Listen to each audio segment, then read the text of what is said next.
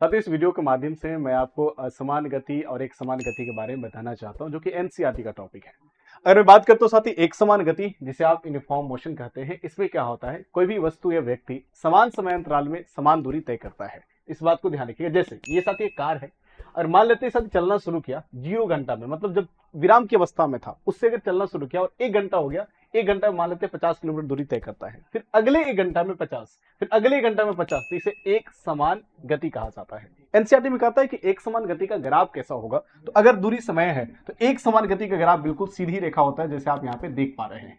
अब इसी को साथ ही अगर प्रदर्शित करना होगा वेग और समय में, जहां पे एक समान वेग हो जाएगा, तो क्या करेंगे, तो इस तरीका से ये आपका समय होगा, इस तरीका से आपको यहाँ पे वेग हो जाएगा और इसका ग्राफ हो जाएगा समय अक्ष के समानांतर। क्या होगा, समय अक्ष के समानांतर होगा।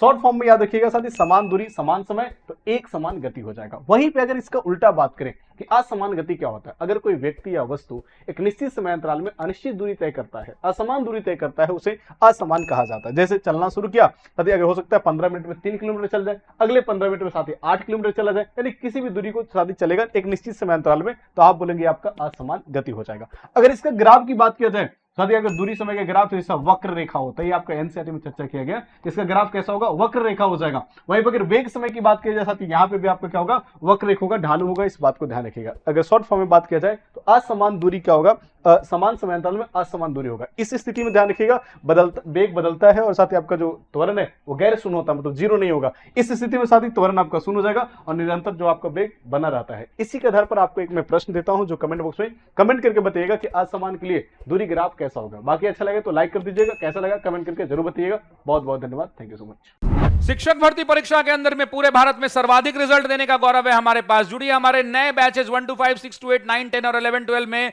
और शुरू कीजिए अपने शिक्षक भर्ती की तैयारी। 65% डिस्काउंट चल रहा है, सिर्फ 999 रुपए में नया बैच शुरू हो चुका है। डाउनलोड कीजिए द ऑफिसर एकेडमी का ऐप और जुड़िए हमारे साथ। धन्यवाद।